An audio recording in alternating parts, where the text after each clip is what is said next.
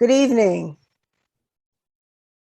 I'm Vodney Nguyen, and I'm the Development Director for Zia Larson's Ray of Light Foundation.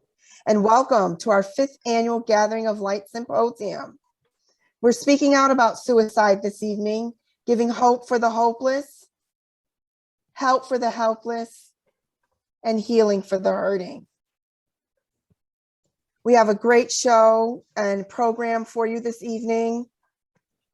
I'd like to introduce our founder, Vanetta Seaton, and she's going to give a few words of her story. Vanetta? Thank you, Vodney. Good afternoon, everyone. When Vodney shared with me her theme for this year's symposium, my heart immediately dropped to my gut. You see, Zia, my prince, died by suicide in 2010 to relieve himself of the devastating symptoms and the severe suffering associated with the mental illness called schizophrenia. And although I am 11 years removed from the shock of the call on that morning, I remain stuck with the feelings of disbelief and horror as if it was this day, today. The brighter side of my story is I celebrate his life every day with the work that Vodney and I do through this foundation named after Zia to honor his legacy. So here I am, Zia's mom still, and yet I have become the founder of an organization with the purpose to shed light on the stigmas associated with mental illness. And death by suicide is a taboo subject in the Black community I know, and it has become a silent mental health crisis which demands our attention. So even though I cannot actively participate in this dialogue, because of the heartache and pain remains too great for me, I welcome this discussion with open arms, an open mind, and an open heart. Thank you all for taking the time to share your expertise and experience in this challenging conversation. And I look forward to more hope, more help, and more healing from this panel discussion on speaking out about suicide. Thank you, Vanetta, for those heartfelt words. I know it's difficult for you to share on this subject matter as we have discussed in private. And so I am truly grateful for you taking the time to join us, of course, but to share your heart. Nearly 20% or 43.8 million American adults have experienced some form of mental illness in any given year, which can present itself in a wide variety of disorders, including anxiety, schizophrenia, substance abuse, eating disorders, mood and personality disorders. For about 9.8 million people, or 4% of the population, these disorders are so severe that they impair their ability to function in major life activities. Further, untreated mental illness increases the risk of homelessness, substance abuse disorders, legal issues, and suicide. Tonight, we're speaking out about suicide, hope for the helpless, help for the helpless, and healing for the hurting. I'm going to ask our panelists to introduce themselves at this time. If you could share how your expertise relates to our subject matter and what is your reason for participating in this panel discussion. And we will then begin with our discussion. I'm going to start with Dr. Algernon Baker. Good afternoon, I'm Algernon Baker. I'm a marriage and family therapist practicing in Philadelphia, Pennsylvania. And as a clinician, the relevance of this for me is that I see several clients and families who are either dealing with suicidal ideation themselves or have a family member or love someone who is dealing with this issue. So that's why it's important and relevant to me. Thank you, Dr. Baker.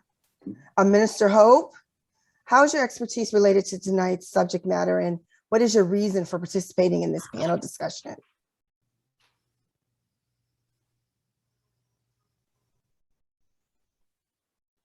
Hope you're muted.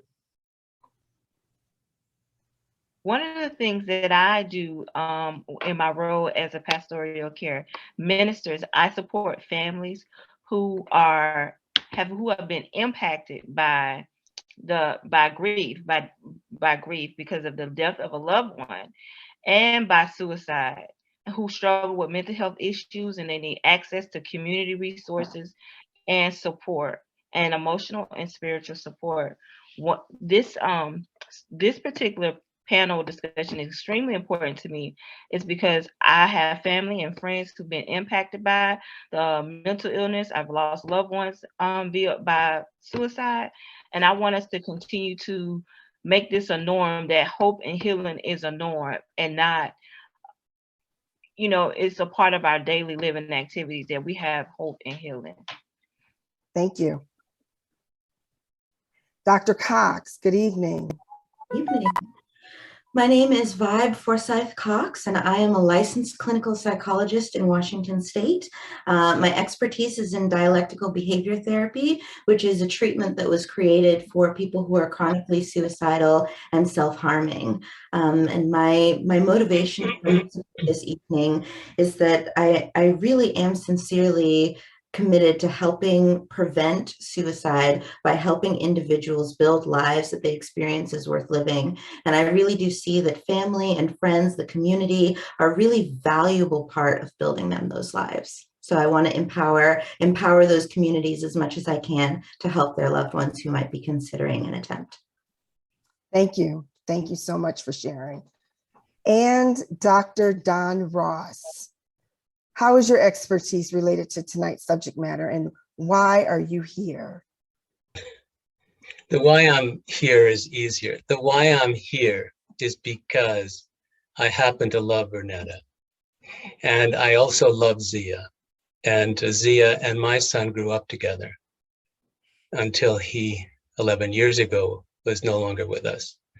And that's why I'm principally here. The other reasons I'm here is to help everyone in the audience I can to diminish the likelihood that they'll have an experience like this in their lives. And on average, as a peer, I'd say 2 calls a month where I'm involved with people whose children, particularly their sons, apparently, usually, are psychotic and suicidal. And we talk about that, not from the perspective of me as a psychiatrist, but from me as a peer who's been through this. And so it's really, I'm a psychiatrist as well. So I have it from both sides. I have it from the side of personal experience in really knowing that people can get through this. And, Okay. and that's it. Okay. Well, Dr. Ross is going to be our moderator this evening. He is going to facilitate the panel discussion with our questions to our panelists. And so at this time, I'm going to turn it over to him, and we will have approximately 40 minutes for the panelists to share their experience, strength, and some hope on the subject matter of speaking out about suicide. Hope for the hopeless, help for the helpless, and healing for the hurting. And to our audience on Facebook Live, feel free to place your comments in the chat. We will review your questions and we will send them to our panelists to be answered. Thank you. So maybe let's begin with the hard questions first, maybe. Maybe they're not so hard. Maybe they're not so hard. But, one of the greatest issues and challenges is the secrecy within which suicide and suicidal ideation is held. And I'd like to ask the panelists, what are some of the barriers that people face to communicate their thoughts about suicide or any of the serious disturbances that they may be having themselves? And what are the benefits of taking away the secrecy and removing that. So to whomever would like to begin. I have some thoughts I can start on that one. I think that for the clients I see, the majority of my clients are people who have considered suicide, maybe even had attempts in the past. And what I hear from them is that one of the largest reasons that they don't communicate about it is they don't want to worry their loved ones. They don't want to be a burden, and they don't know how people are going to react. And so these are the reasons they typically give for not saying anything. And then on the other side, I hear lots of loved ones, friends and family saying that they don't want to put the idea in someone's head, or they don't want to make a big deal about nothing if it's not something they're already thinking of. And so one of the things that I like to encourage people to do is to, as much as possible, talk openly about it. Say, is this a thought that's crossed your mind? You know, I know that, you know, lots been going on. You haven't seemed like yourself lately. Are these thoughts that you're having? Because what that does is it reduces the barrier for someone who might be thinking about it. It reduces that barrier for them saying something. If their loved one opens up the conversation, then they don't have to worry that they're putting something heavy on someone else that they're not willing to take on or willing to carry in the moment, if that door has already been opened. And so I think opening those pathways of conversation, saying, you know, if you ever have those thoughts, I'm somebody who you can tell. Even a statement like that can help someone feel encouraged that they can actually have that conversation. As to the benefits, I think that's great. As to the benefits of being able to speak to someone and talk about it, just like Dr. Cox said, you open up a channel of communication so that now there are resources that can be available to the person that's in pain, along with their family that might be concerned as well. So the benefit of being able to overcome the stigma and overcome the shame that's often associated with mental health, help seeking, just in general, has great benefits, because the person that has these ideations can get the help that they need, and the family can get the support that they need as well. I'll also add, for many folks in our particular Black and African American communities, there is a great concern around, as I mentioned, stigma for mental health and mental health help seeking. And there's also this concern for the afterlife. You know, so I don't tell my family, because they're going to tell me that I'm going to go to hell if I commit suicide. And so they're not as concerned about the afterlife as we might think. And so that's one of the reasons that for many people, they may keep it to themselves. It's a great lead in for Minister Hope.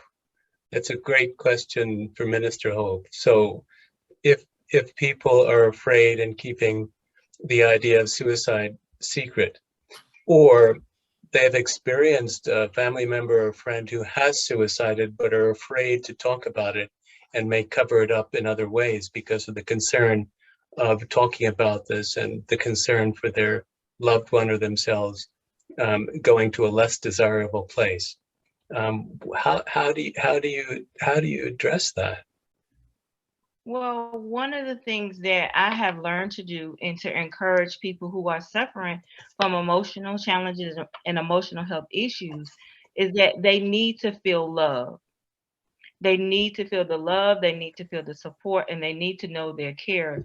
So if a family member or someone comes into our office and they're sharing their thoughts about either they're harming themselves or they have lost a loved one to suicide, the last thing we want to do is create an environment where they feel more judged, they feel that they don't have the support, and they don't have a safe way to share their emotions. Those are just some of the barriers you have to overcome in a faith-based organization. You know, just the stigma and the shame about going to hell. Over the years, faith-based organizations have gotten a lot better. They have opened up their perspective and their point of view about the afterlife. But the afterlife is a serious issue and it's a serious concern. And so one of the things that I encourage people to do is to help the family focus on the love and the support and the healing process they need to go through, more so than the person goes to heaven or hell, because we really don't know what happens to people when they leave this earth. It's based on our value system and our belief system. But what you know for sure is the person is sitting in front of you, and the person has had a life altering situation and they've lost a loved one to suicide. So that's what I would encourage someone to do in a religious organization or faith-based organization, is to try to strengthen their hope in life and not weaken it. So can I do a little play act there? So I'm coming into your office and I say, Minister Hope, I'm afraid that I know that I will go to hell, but I think my pain is so great. What else can I do? What do you do? Okay, so if they believe that they're going to go to hell, my focus would not be really for them going to hell. I would want to know what is the pain or what is the hurt that's causing them to feel like that they don't want to live. I Okay. would try to ask them the question about what is it going on in their now, the present moment, the right now, that's causing you to feel that level of hurt and that level of pain. So I'd like to just emphasize that the answers are often not the answers, but the questions, right, are more important than the answers. So I think Minister Hope demonstrates that is one of the most important things that we can offer is curiosity, interest. What's going on? How is this impact? Maybe all of you can, maybe as clinicians, sometimes, at least in my job, I very frequently go to an answer too quickly. Here's what we have to do. But Minister Hope has just taught me, you got to ask the right question. And the question is, what is the pain behind the intended action? And what is the pain behind the intended action? Anybody want to chime in? What's the pain behind the intended action of suicide? I think it depends very much on the person.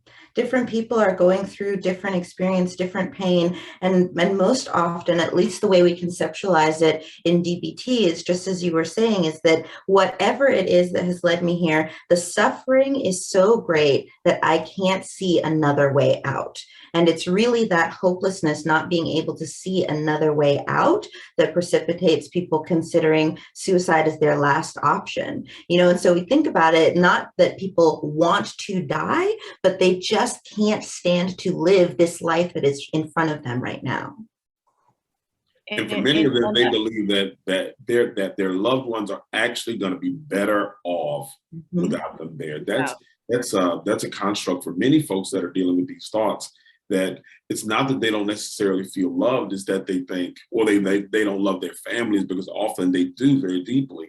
But they're thinking, my mom's going to be better, my dad, my parents, my wife, my son, everyone's going to be better if I'm not here. Mm-hmm.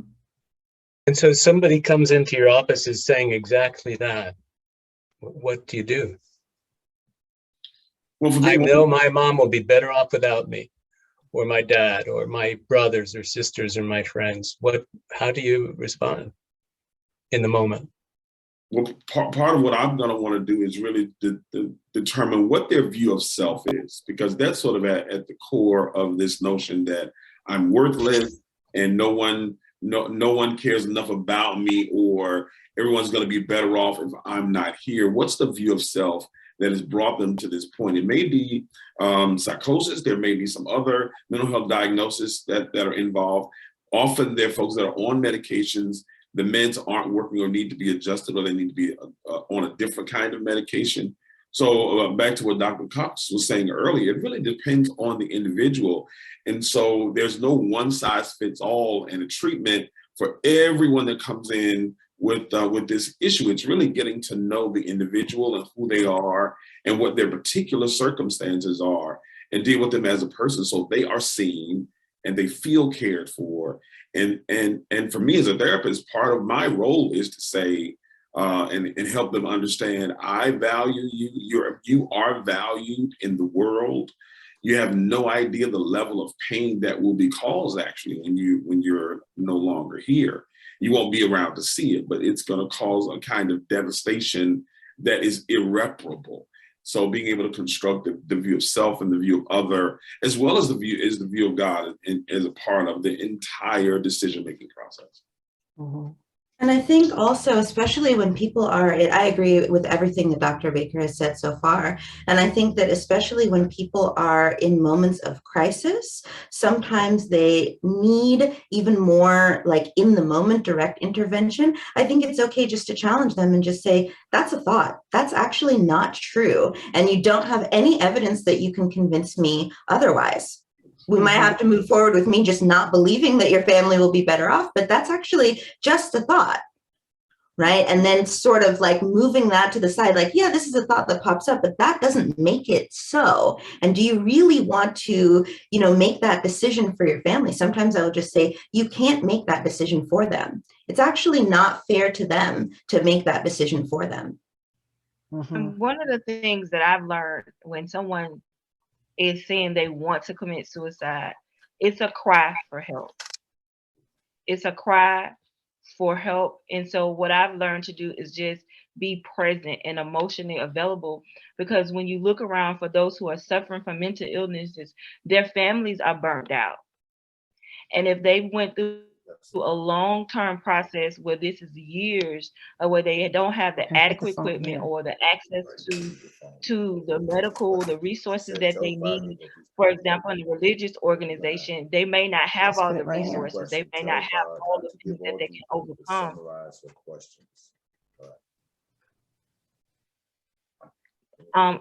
Be able to overcome some of their barriers.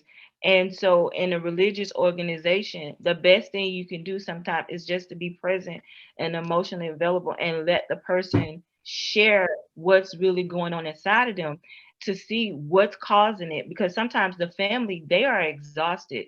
They've been in this battle with their loved ones that are suffering from mental health issues for years. And so they don't have a new ear. They don't have a new heart to listen or talk to, because everybody's so far removed from them. So I've learned that that's part of the big issue with those who are struggling with long-term chronic mental health issues. That is such a great point, Minister Hope. I think that's just really brilliant. I spent about 20 years in pastoral ministry, and I remember having a young man in our congregation who had been dealing for several years with mental health issues. He had had a suicide attempt, took pills, ended up in the hospital, had a very, very tumultuous and toxic relationship with his mother, who said to him, listen, the pills don't work, just get a gun and blow your brains out. And in less than a month, that young man, 20 years old, committed suicide with a gun. And his grandmother talked about how restless he had been, but in the last week or so, he had come to a level of peace. And she thought, oh, wow, he's getting better. Prayer is working and he's getting better. He's starting to come around. He's not so depressed. And he would talk about things, sort of just envisioning his funeral, and that brought him actually a lot of peace. So one of the things I think that might be helpful to take note of is that sometimes a person that's been struggling with these thoughts for a long time, they may not be getting better. It may be that they've made a decision and made peace with that decision. And because they've decided, okay, this is what I'm going to do, I'm going to do it on Monday morning, they've come to peace with it. Unfortunately, I actually had two men in my congregation who committed suicide. And the one man actually said all of his goodbyes, went to the barbershop, went to church, went to his friends and cousins' houses, and essentially said goodbye to everyone, although they didn't know it was a goodbye, right? But that was their intention. They thought, okay, so I've decided to do this. I'm going to go and I'm going to say goodbye to everyone that I know, and then I'm gonna take my life. And I think one thing I think it's important, one thing you raised that I think it's important to highlight for the people watching is that, as you said, these thoughts about suicide can bring immense relief. And that's actually the problem. That's one of the reasons that suicide is so appealing. And so if you think about it that way, that this person is suffering intensely, and even thinking about suicide brings relief, then part of what the community around them can do is to help them actually find relief in a different way. Yes. Because unless they can imagine some other kind of relief that seems like it will be better, then it will keep feeling like suicide is the only option that's going to bring that relief. And so even when we talk about, because a lot of people, a lot of family members will say, well, at least now my loved one is at peace. And I think that that line of thinking makes it even harder for the people who are struggling with that thought. And they think, okay, everybody believes that this is something that brings peace. Maybe that I should do this thing. And so we actually want to keep the conversation to ways to find relief that you can find at being alive. Absolutely. Absolutely. And another thing I've learned to do just from my own personal struggles and dealing with issues, and also helping those who have the same issues with they lose a loved one suddenly because of death or unexpected loss or sickness, and their view of God, their view of life is very, very, very just they're in the dumps. One thing I've learned to just say to myself, what does it look like if I could take the next step and get through this moment? And then like, if I'm able to resolve my emotional pain and my emotional discomfort. Like, what is it that I have to look forward to? Creating things for people to look forward to in life, because that's where the hopelessness comes. When people cannot actualize and express their God-given self. Like, I was born and created to express myself a certain way, but because of these chemicals in my brain, because of these emotional unresolved issues, or my inability to access emotions, I cannot show up as my best self. So I'm living in constant spiritual poverty. Whether you believe in God or not, it's a form of emotional poverty. And people just get tired of living that way. So what I've learned to do is create something that you can look forward to, create hope within your own heart. And it doesn't have to be extreme. You don't have to go to try to be a millionaire. You can do something you've always wanted to do, or write your own poem book. Just do something that makes you feel like I have a purpose, God has a plans for me, and I'm meant to be here, or I just have a purpose. Having a purpose is the best thing a person can have going for themselves. So a few things come to mind. I hope I can remember two of them. So one is the issue of alternatives to finding peace than killing yourself. Yes. And the other that I wanted not to forget is the issue of how sometimes we forget that we live moment by moment and instead create an impression that it will be this way forever. Yes. Forever thinking.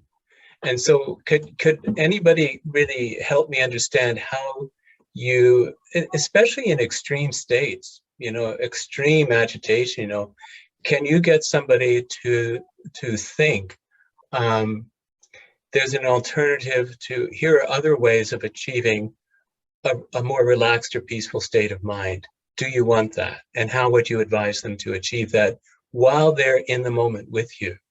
Not, go home and take the pill and you'll feel better. But while they're with you, how do you have any help, whether it be a family member or friend, where this might be happening to at home, or other therapists who might be listening in? What are the methods that you have for telling somebody, number one, here's an alternative way of thinking about things, namely, this is not a forever thing. That's a hard one to sell, I find. Mm-hmm. And the other there are alternative ways to relax this very agitated mind, which I think is what you want. But how do we do that? Mm-hmm.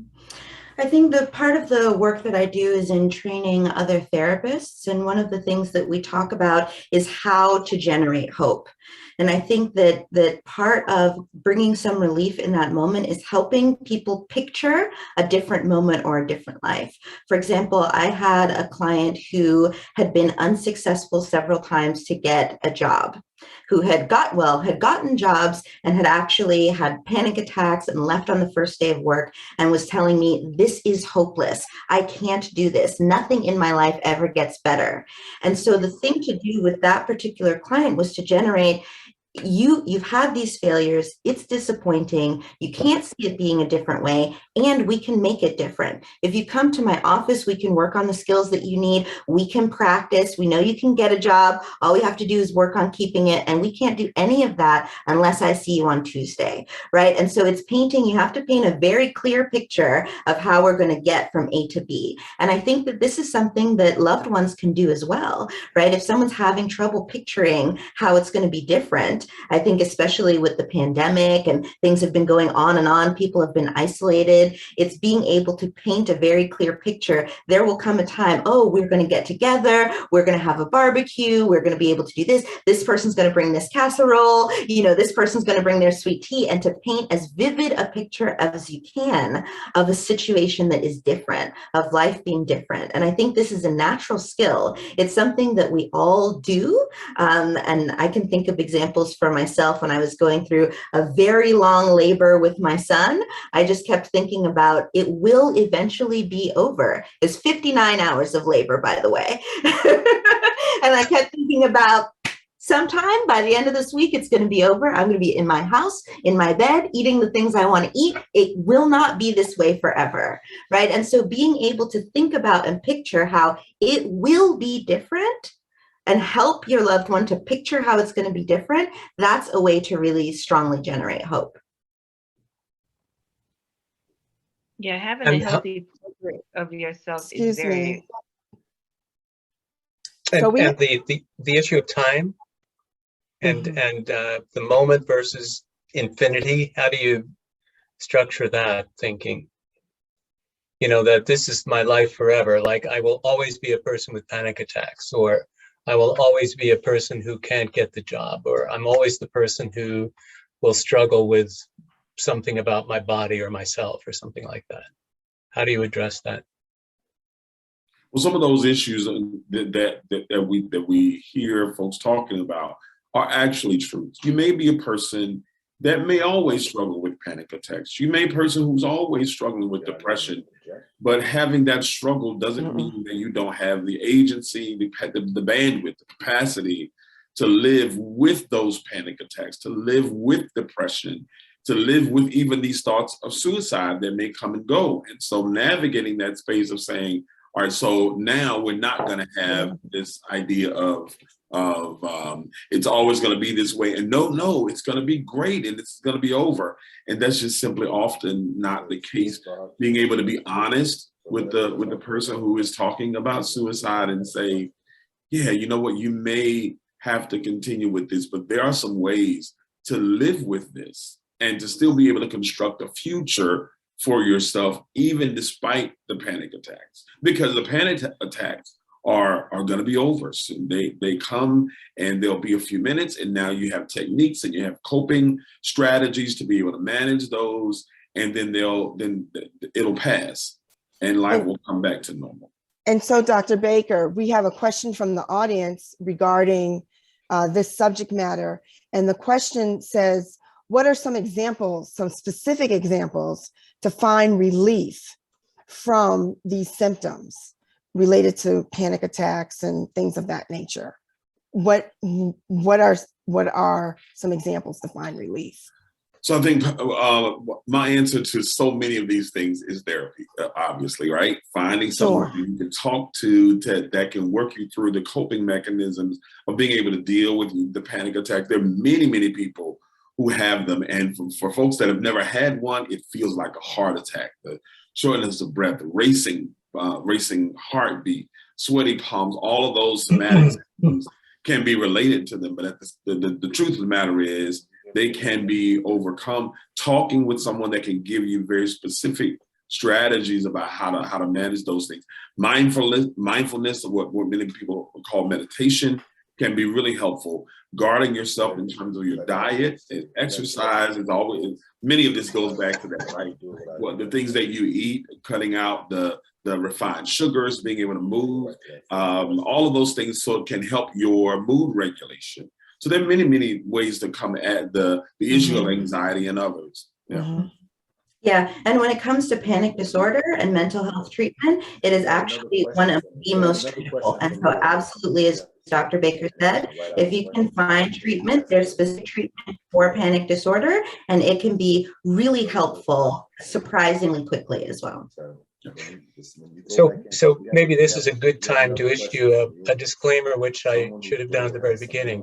So all of our conversations today by no means are meant to take the place of seeking out therapy from a therapist, contacting National Alliance for the Mentally Ill, otherwise known as NAMI. And the third resource is the National Suicide Prevention Hotline. And all of these are eminently searchable on the web. So I'm glad that Dr. Baker didn't say this is what you need to do for that, because, but seeking therapy is a good one. But it does bring up the other issue, and that is the challenges to finding therapy and the challenges to accessing, and that we have, in my mind, two categories where that might be especially difficult. One, it might be especially difficult to find a human being who happens to be a therapist, who happens to have a big heart. That's what you want. You don't want a therapist. You want a human being who happens to do therapy and has a compassion. That's what you need. Absolutely. And sometimes it's going to be difficult to find that in the African-American population, right? Who are you going to find? You're going to find somebody like me, maybe, or you're going to find somebody who is more understanding of culture and ethnicity. Because even within the Black population, there are certain subpopulations that are more liable, more at risk for suicide than others. Caribbean, for instance, would be one, than the African-American population. So the issue is the challenge of how do we access good care for ourselves in our particular population. The other is the unique population of, you could call, can we call this, these two states where there's a serious depression and there's just no sense of agency or energy whatsoever. And the other is schizophrenia and psychoses. Because all of these are different categories and each represent really profoundly different ways of challenges to accessing treatments.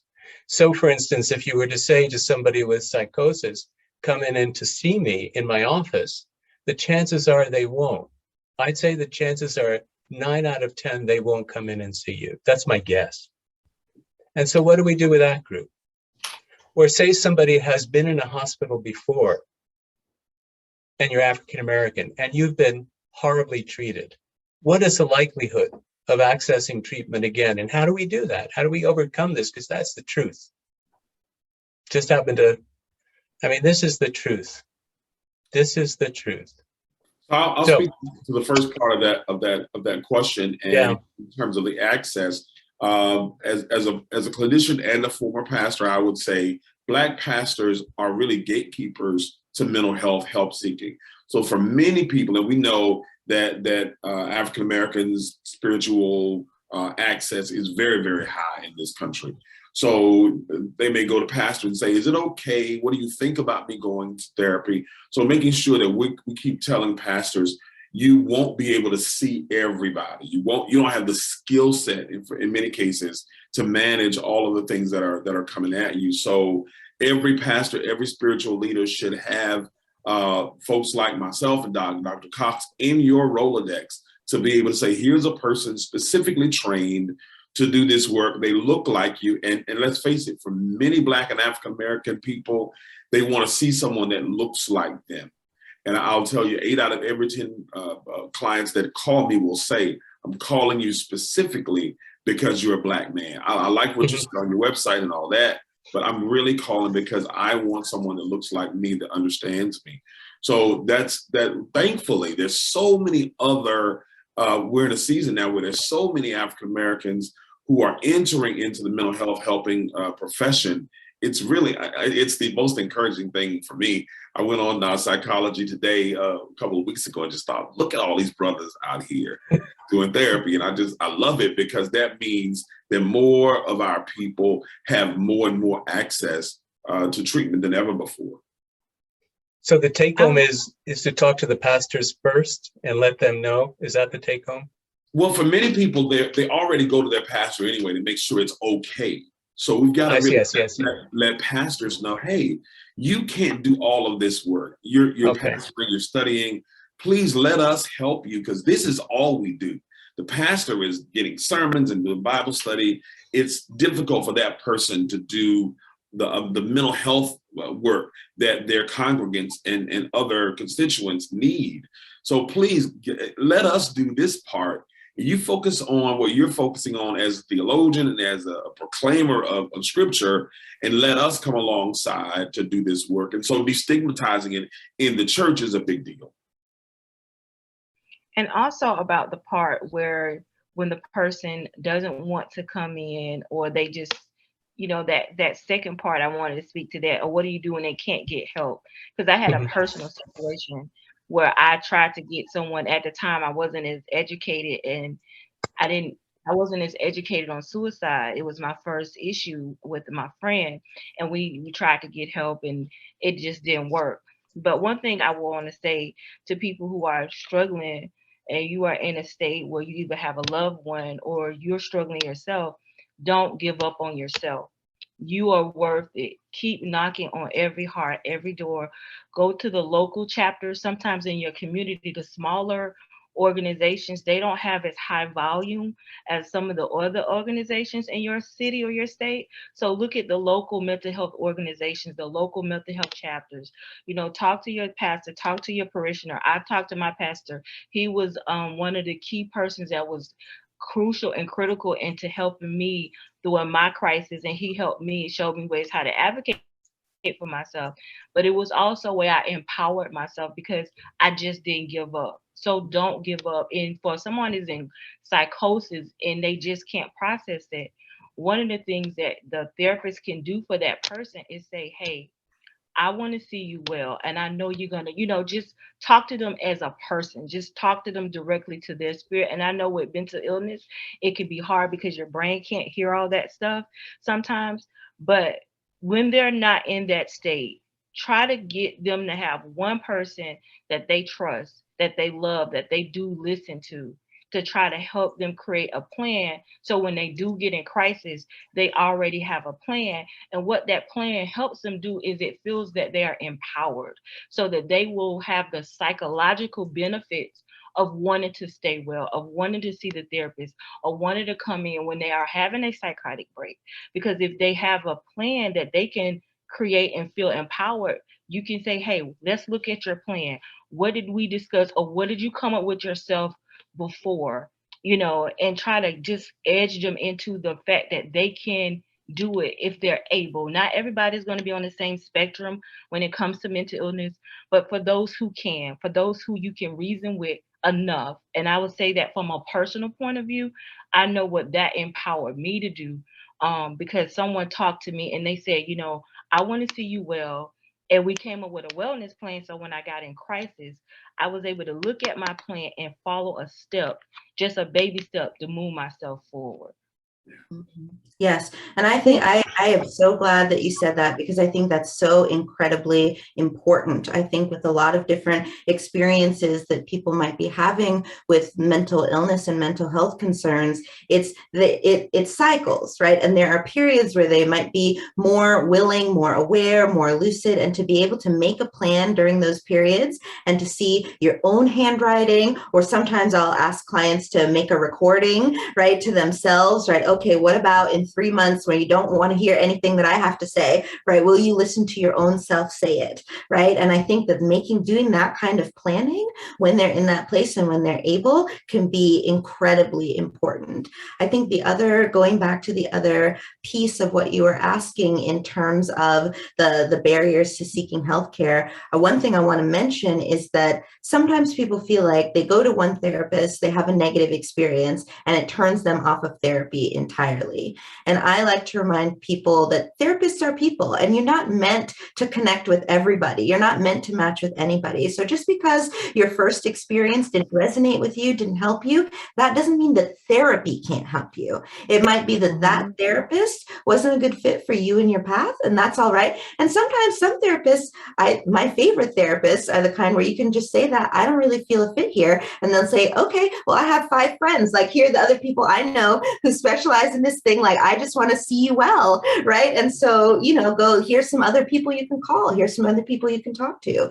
And so I think really empowering people that it doesn't have to be, you have this one negative experience and that means therapy is not for you. And then I think going also to the point that Dr. Baker was making about people they want to see somebody who looks like them. And if that's not available, sometimes people give up.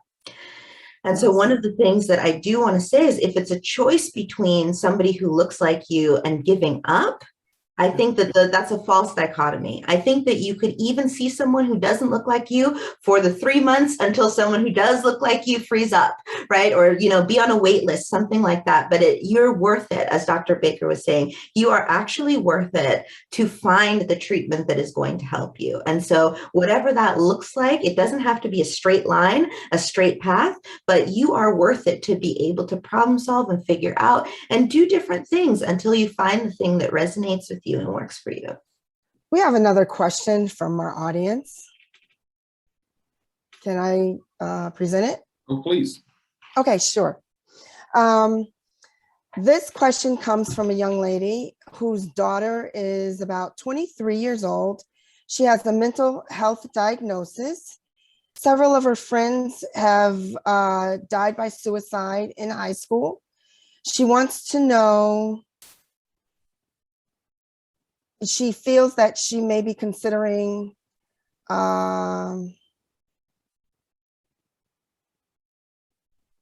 suicide as a college student, and she wants to know how she can help her. She has seen a therapist and is asked to switch physicians, and she doesn't know how to handle these states, these questions, and she wants to know how to deal with her daughter. So just to make sure I am clarifying the question, she has a daughter in college with experiences of friends who have committed suicide. Correct.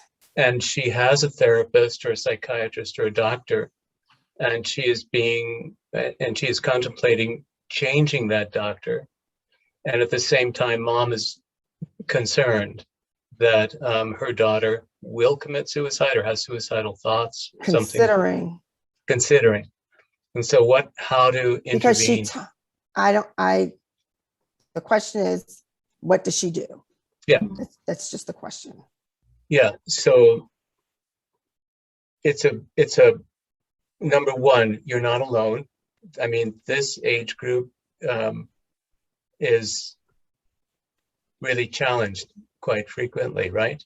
So let's put this in context as well. You're not alone.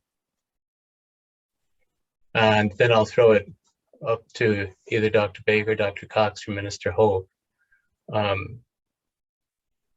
Practical things to do in this instance.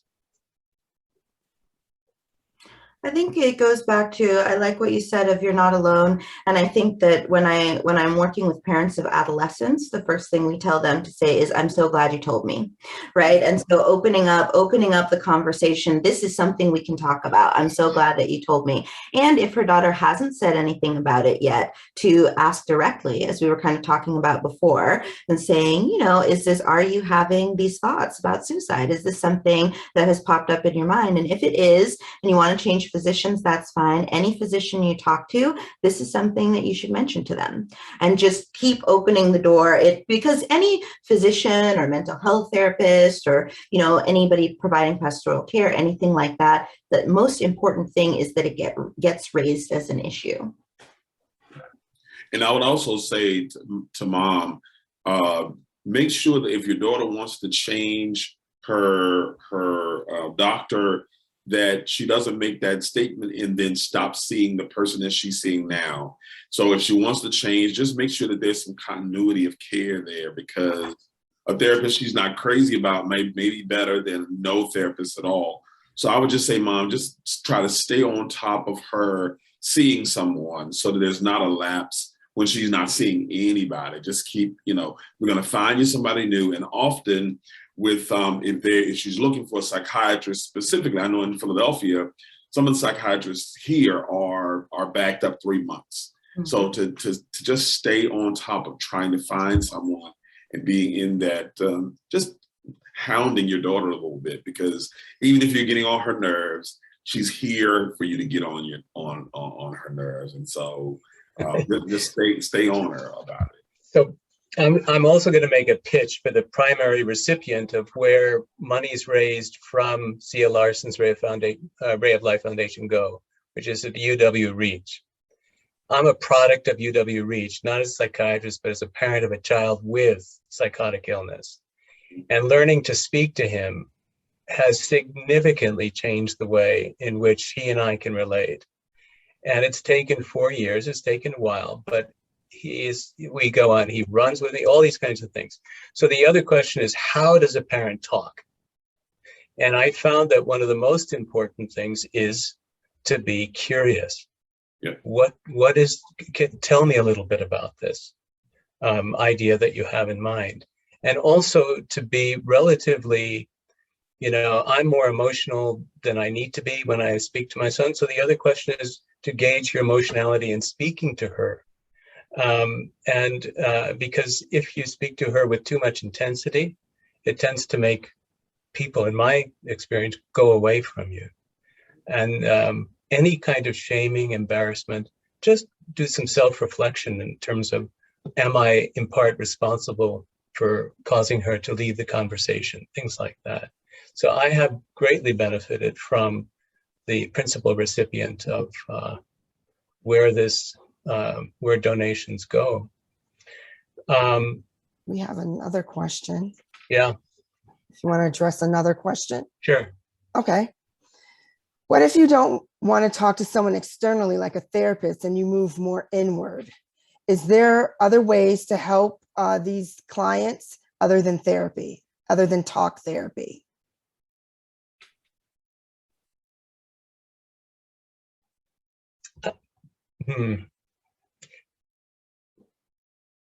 I understand the question, because sometimes people haven't quite learned how to even access emotions or even identify what it is they need to even communicate it. So one of the things I would recommend that person to do who's not comfortable talking to a therapist, because you haven't even sorted out really what's in your head, in your heart, and where you're going, ask a therapist, what is a good book they can read about other people's experiences or other people's journey. One of the things I absolutely love about DBT, dialectical behavior therapy, it literally transformed my life, because I was one of those individuals that did not know how to access emotions. And I did not know how to identify my range of emotions, which impact how I thought, it impact how I showed up in the world. So if you're uncomfortable, you don't want to do talk therapy, you kind of want to be an introspective, you kind of want to do, then get a very well written by a clinical professional who, this is what they do. They wrote out workbooks. DBT, they actually have a workbook for people who kind of want to work on their own. So they have workbooks. So if you that person that need a workbook and you're not ready, go get you a workbook. Just ask for the best one so that someone can guide you. You may not be ready to talk, but you might need some guidance. And guidance is okay. So even if you don't want to talk to someone, there's so many resources. And there were times when I could not get to my DBT group for whatever reason. I had my DBT workbook, and I lived out of that workbook for 2 years until I saw some difference, and I integrated those skills in my life, and I was able to get where I needed to go. And one of the primary issues was I just could not access or communicate what I needed to even feel, to tell anybody what I felt. So a lot of people are uncomfortable with therapy. I really appreciate what Minister Hope, what you were saying about, especially when you said that a guide is okay, because you were right along the same lines I was thinking, is that even if it's just to have a conversation with someone about what are the resources that you can work through on your own, even just having someone who has enough knowledge to say, I think these 3 books will be good for you, but these books are going to dig you deeper, and that might not be where you want to go. Even just somebody to give you the resources that are maybe going to be the best fit for you. That could be enough of a toe in the water of therapy. It doesn't have to be that you give all of your thoughts, your feelings, everything over to this other person to fix, but finding somebody who can hear what you're trying to say and be on that same page about empowering you to kind of do your own work and get yourself where you want to go. I think it's interesting also that for many people who go inward and who are deeply reflective, they are also the people that their friends go to and ask for help. Isn't that ironic that I'm the person, everybody comes to me, but I don't go to anybody, I go inward. And so just taking note of the fact that your friends come to you because they need help, you may be a person that needs to go to someone else, and to really be able to lean into that space of saying, folks reach out to you because they want help. And you may be in the midst of reading the books and all the other stuff that's really helpful. You may also want to talk with somebody and be yourself for another person who might be in trouble. And there are many of us who like to be, more reflective and introspective. And I'll just say it, alone. I don't want anybody else in my business. I don't want to talk about these things, which for many people, that's actually a sign that something is wrong emotionally, that you want to be alone and you want to talk about it. And I'm saying this because I'm one of those people. So I can talk about myself. Right? I think that's really important to just say, hey, listen, you can, the human race, we were designed for community. At our very core, that we're designed to be a part of a community and to relate to other people. And I think the more that we lean into allowing people to isolate, I think we do damage ultimately to the human spirit and the human experience. Yes, I We have agree. another. Oh. Go ahead, Dr. I was just going to say a quick thing. Sometimes if your thoughts are the problem, then more being alone with your thoughts is not going to help get you out. And so for some people, like that's actually not a pathway out that's going to work. For some people it can work, but I just wanted to highlight that sometimes that if that's where you're stuck, then you're just going to keep going in circles unless you get a little bit of outside perspective to help you do something differently. You can also do a little self-inquiry, and you can say, what is it that I don't want to talk about? Ask the question. And keep on asking the question until you have an answer, and then find the answer and then ask more questions. So, because a lot of it may have to do with experience, especially traumatic experiences, in which silence may have been a better route than talking. Yes. We have another question from the same audience member. It states, should the church hire the trained experts per se, or is this something that the experts can offer pro bono? Everyone can't afford these services for their congregation. Yeah. Most people will go to their church before they go to the therapist. How can the gap be closer? That's great. Good question. The great thing about what Minister Hope is doing is that she's able to bridge that gap, do a grief share and other things, bridging the gap between the spiritual community and mental health community. That is really, really, really vital. And so the more we can train even lay people in church who are able to run groups, depression groups, anxiety groups, grief groups, all kinds of things that can really be beneficial, folks can get the help that they need, because quite frankly, I don't accept any insurance. I don't have to. Insurance is a drag, but for many people, for many therapists, they accept insurance, and so that they can serve more people. You pay $40, you get a copay, and you're able to see folks.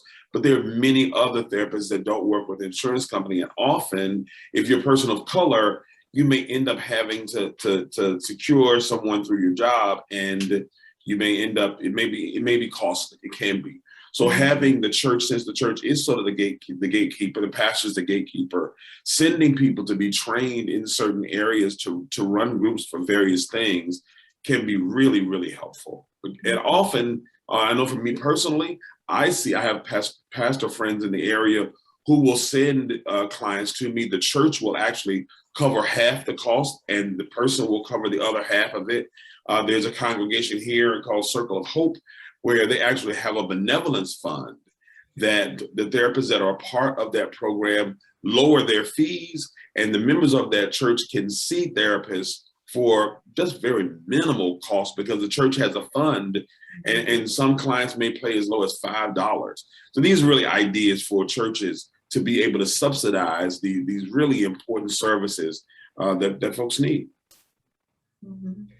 You know, I think it's a huge problem, and we need to acknowledge that. The question is what to do for people who can't afford even $5 and find it difficult to go to the doctor's office because they have kids at home and can't leave them.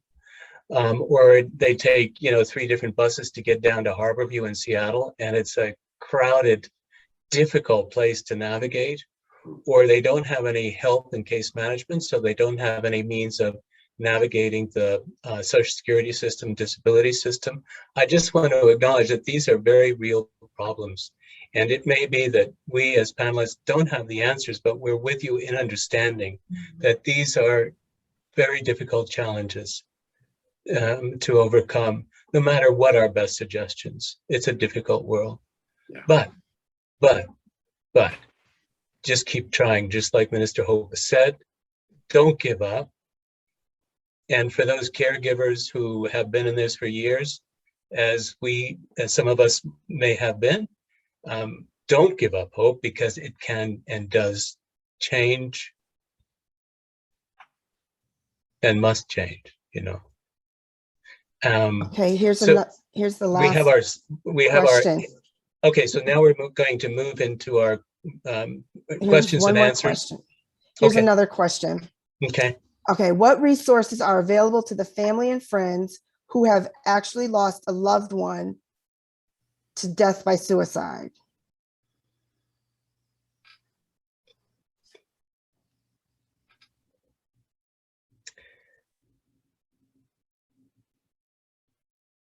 Would you like me silence is deafening, right? I'll repeat it. No, we got it. Oh, you got it's just a difficult one. It's a very difficult one. And, maybe each of us have a different way of trying to address that.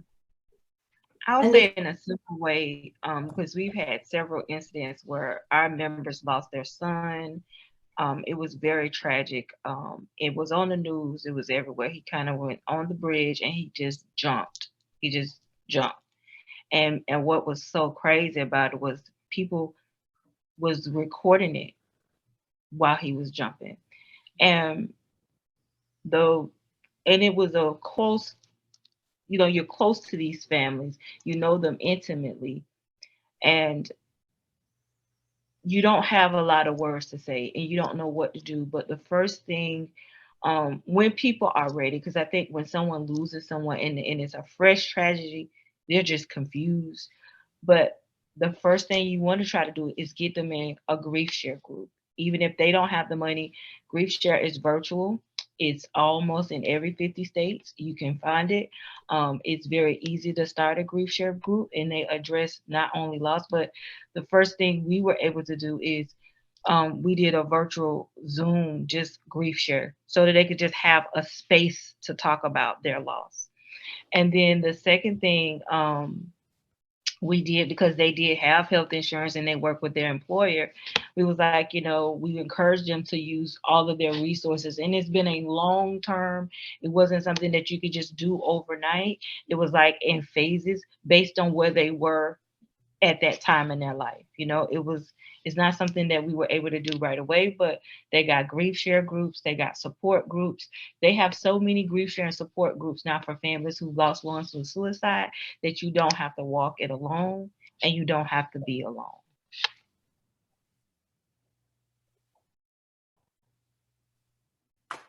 We have posted resources online with links on this page. The other thing that I've done through the UW Reach is I often do make connection with parents whose children have died. And I will personally go out, have coffee, talk, meet up, and our conversations can go on for years. And I don't know if there's any other way of creating such a kind of connection But really, I do it because there, but for the grace of God, go I. So I do it. And maybe there are other organizations that might start up to offer this kind of service, but it's immensely important for parents. Mhm. I go to their funerals, I do all that. You got, now, Philadelphia have anything like this kind of outreach to parents, or I think Dr. Cox? there are so for many of the hospitals, a lot of times we can direct persons to hospitals who have these specific kinds of resources where there are support groups for family members that are recovering or trying to recover after losing a loved one to suicide. That might be a place that folks can start in your area to check out your local hospitals and see what is there. Often chaplains at hospitals, and again, houses of faith and places of that nature can direct many people. Because often a group is so powerful because you get to see other families like your family, and you often will hear your story from another family. So many similarities and points of connection that you can experience. I would just encourage you to reach out wherever you can. Often calling even a mental health clinic in the area, they can turn you on to some groups, and as well as other individual therapists that might be able to help the family. Mhm. So the point is, don't give up, and you will find a resource. Absolutely. I have no doubt. Yeah. No doubt. So let's begin to make our transition toward ending. And I hope that we are left with more questions than answers, because wisdom is in the questions. Real wisdom is found in the questions. Keep on asking. But maybe all of the three panelists would have some closing remarks that they would like to add at this point. Well, I guess I would just say I'm really glad, Fernetta, that you decided to do this, especially now, because this is such a significant issue. So many folks are finding so much hopelessness in the world. We've got a global pandemic going on. People are more anxious than ever, considering their lives and the meaning of their own lives and relationships more than ever. And I'm just, oh wow, I'm so thrilled that you took this year to focus specifically on this issue. I said when we were talking earlier, that this used to be a problem, that this was white folks' problem. This was not a problem we saw as much in our community, but more and more we're seeing this pop up in our community as well. So just thank you so much, Fernetta, for allowing us this opportunity to talk about this real issue. God bless you. Yes, I wanted to say thank you as well. Oh, yeah, I wanted to say thank you as well to Vernetta, because I know how difficult it can be sometimes to think about this topic, to talk about this topic. And it is really, truly a testament to your love for your son and your understanding of the other parents and family members who are going through or might go through something like this, that you can make yourself vulnerable in that way to make sure that other people get the help that they need. And so I really wanted to thank you for that and for that vulnerability. And I also wanted to say thank you to the people who are watching, who are trying to find some information, some hope. That brings me a lot of hope, because, I think it only takes a spark to get a fire going. And the fact that you thought about it, had the interest, watched something like this, asked questions, tried to get information, that is already hope for the loved one that you are trying to help, even if that person is yourself, right? The fact that you are listening to this means that you're thinking about it, and you'll get information you wouldn't otherwise have had. So I want to also say thank you for the people who are watching and trying to get the most after this. And then just to mention that there is an organization called Forefront at the University of Washington that is a Suicide Prevention Center for Excellence, and they are another place that you can get information and resources. Thanks. Thank Minister you. Hope. Thank you so much, Vonda, and everyone for inviting me to speak on the panel. And I've learned so much just listening to you all. I'm really excited because this is a very personal topic.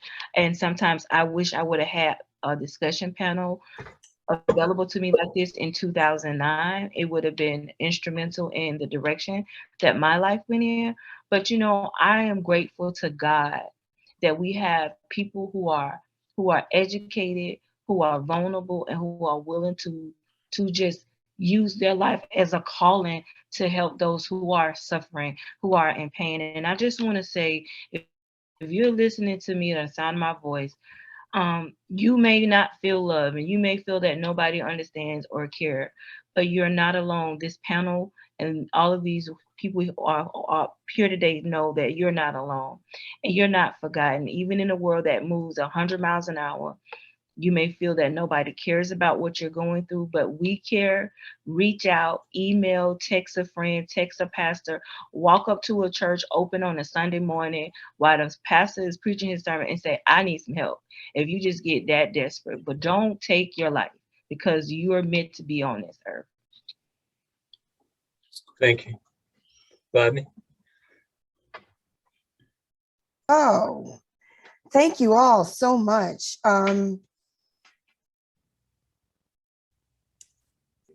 In conclusion, I'd just like to thank all the panelists for their expertise and support.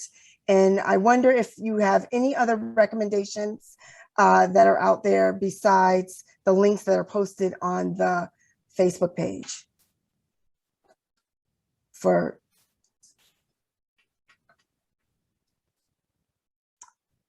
There's also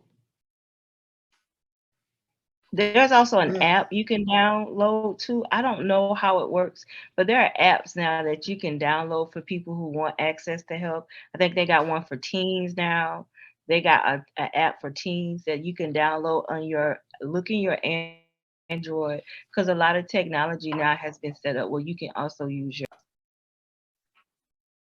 Thank you, Minister Hope. And thank you all for this evening. I think it's been a fabulous discussion on speaking out about suicide. Hope for the hopeless, help for the helpless, and healing for the hurting. Thank you, Don, for moderating. Thank you, Dr. Baker. Thank you, Dr. Cox. Thank you, Minister Hope. And thank you, Vernetta. Job well done. And I just want to say in closing, to give some statistics about Zia Larson's Ray of Light Foundation. Not only do we host this Gathering of Light Symposium, but Vernetta's vision also included a walk run fundraiser. And over the past 5 years, yes, we are celebrating 5 years of existence. We have raised over $92,000. And this year we have raised already 15,000, which is the second highest goal we have reached. We are aiming for 20,000, and there is still time to donate. You can go to our website at ziasrayoflight.org, or you can donate here on the Facebook Live page. T-shirts are still available, and they are heading your way. We want to thank the University of Washington for their support with Psychosis Reach that we partner with. Dr. Don and Dr. Cox. We want to thank especially Michael Smithies, who is a runner and a founder of Climbing Youth Campaign. This year, he was an integral part of our mental health awareness program. He raised $10,000 and he donated to 5 different organizations, and Zia Larson's Ray of Life Foundation was a recipient, and it helped fund this program. And so we are grateful to Michael Smithies. We want to thank NAMI Seattle. We want to thank all of our team captains and team members across the country. We especially want to thank Baker Development Strategies and Shirley Baker as our consultant. We want to, of course, thank our founder, Vernetta Seaton, who works hard every day to reach out to just at least one person. We want to thank Delta Airlines for their support and the Fly Girls. And once again, don't forget, You can still donate online or right here on Facebook. And so that's my spiel for Zia Larson's Ray of Light Foundation. Vernetta, any closing remarks? I just want to enormous thank you, panelists, for all your expertise and for sharing with us. And you have given me hope and just more understanding that I can share with those that I come in contact with. And thank you all for your loving support and generous donations. And we just want to do what our purpose is here on earth. And Zia is my angel. We're looking forward to another gathering of light. We'll do it again next year, on September 10th, 2022. Thank you all so very much. I appreciate it from the bottom of my heart.